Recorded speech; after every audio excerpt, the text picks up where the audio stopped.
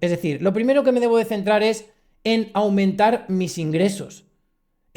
Oye, a lo mejor estás trabajando 6 o 8 horas al día, pero oye, ¿y el resto del tiempo libre que tienes? ¿Podrías dedicar tiempo a otro trabajo online o ayudar a una persona a lo mejor en la que tú seas bueno en eso en concreto y puedas ganar un dinero extra para empezar a ahorrar e invertir luego ese dinero, etcétera? Porque muchas veces está en nuestra mano absolutamente, siempre está en nuestra mano absolutamente el coger esa responsabilidad de decir, oye, en lugar de estar 2 horas viendo Netflix o en las redes sociales, etcétera, podría estar con un trabajo online y teniendo un sobresueldo todos los meses que luego podría meter en una cuenta de ahorros o de inversión para que el dinero empiece a funcionar por mí. Entonces, esta parte es importantísima. Aumenta tu fuente de ingresos. Hoy no es negociable que no tengamos más de una fuente de ingresos. Esto es lo que se llama en economía como el no apostar todos los huevos en una misma cesta. Porque ¿qué pasa si tú te quedas sin trabajo? ¿Qué pasa si tú te quedas sin esa única fuente de ingresos? Que las vas a pasar bastante mal. Porque no vas a tener una fuente de ingresos adicional. Pero imagínate, si yo tengo 2, 3, 4, 5 fuentes de ingresos, si por lo que sea una de ellas desaparece, tengo otras fuentes de ingresos que me ayudan a tener una buena economía hasta que vuelva a encontrar, por ejemplo, otra fuente adicional. Entonces, esta parte, como ves, es muy importante. Aumentar los ingresos. Luego, el ahorro.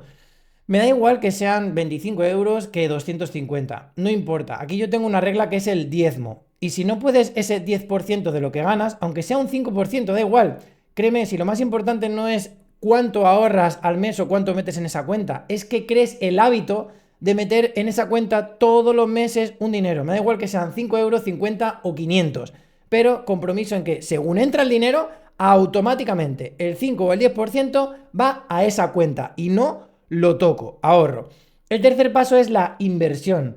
Hoy en día y con el tema de la inflación, que si no conoces este tema, básicamente es que todo en el mercado está subiendo, pero el dinero que tú tienes en el banco está totalmente congelado y si el 10% aumenta el valor de mercado, tú no tienes 3.000 euros en el banco. Si el 10% de todo lo que yo compro normalmente ha subido con la inflación, cuando yo saco el dinero de mi banco, voy a pagar un 10% más, por lo tanto ya no tengo 3.000, tengo 2.700. ¿Se entiende esto? Esto es muy importante. Tú sí vas a ver en el banco que tienes 3.000 euros, pero cuando vayas a comprar patatas, legumbres, aceite de oliva, etcétera, tu dinero ya no va a valer lo que valía antes, por lo tanto vas a perder dinero.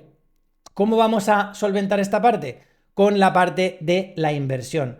Lo más sencillo son fondos indexados. No obstante, aquí en el documento que te decía que te descargues tienes todo para empezar con el tema de los fondos. Es más, como te comenté en otro podcast anteriormente, si quieres empezar con el tema de los fondos indexados, quieres que te recomiende el teléfono de un asesor financiero de mucha confianza, etcétera, dímelo y te paso su teléfono, su contacto, encantado. Porque al final, pues cuando no sabemos hacer algo, lo mejor es ponernos en manos de un profesional que nos ayude a mejorar este apartado en concreto.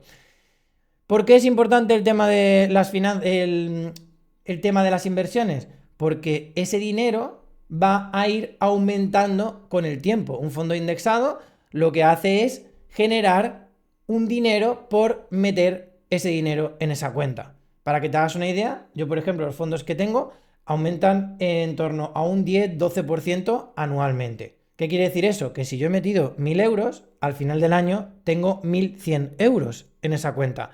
Y eso va a contrarrestar la inflación del mercado para que al menos mi dinero, como mínimo, se mantenga como está y si encima puedo ganar un poquito más, pues genial. Pero no dejarlo ahí parado en el banco porque te aseguro, vas a perder dinero con la inflación. Y luego por último es la simplificación. Es decir, ¿realmente necesitas eso que te vas a comprar en tu vida? ¿Desde dónde lo estás comprando? ¿Desde una emoción? ¿Desde un capricho? ¿Desde que tienes una incomodidad en tu vida emocional, mental y acabas cayendo en las compras compulsivas? Porque te aseguro, no hay nada carnal, no hay nada material que pueda llenar un vacío emocional. Muchas veces caemos en comprar cosas, en comer, en hacer ciertas cosas pensando que van a acabar con esa emoción desagradable o con ese pensamiento que tenemos y lo único que hacemos es anestesiarnos, pero eso no va a desaparecer hasta que no lo gestiones, ¿vale? Por lo tanto es ¿Desde dónde estoy comprando esto? Yo aquí tengo una regla que te animo a ponerla en práctica. Cuando yo veo que quiero comprarme algo, me lo guardo en la cesta de la compra de esa página web o lo que sea, o incluso si es en la calle, me da igual, me espero y espero 5 días. Y si después de 5 días me lo quiero comprar, me lo compro. Y si a los 5 días se me ha pasado comprármelo, es porque realmente no lo quería y había sido una compra absolutamente emocional. ¿Vale? Entonces, es importante también aprender a relacionarnos de esta forma con nuestro mundo interno para no caer en estas compras compulsivas que luego al final hacen estos poquitos que se acaban convirtiendo en muchitos. Lo que realmente asfixia financieramente a una persona son los gastos hormiga. Es ese café que te tomas todos los días, el salir a comer demasiadas veces al mes, etc, etc. Estas cositas al final hacen 200, 300 euros al mes, que es lo que tú podrías meter en ese fondo de inversión o en esa cuenta de ahorros. Entonces, ¿ves qué importante? Recapitulamos. Ingreso, ahorro, inversión y simplificación. Simplifica tu vida.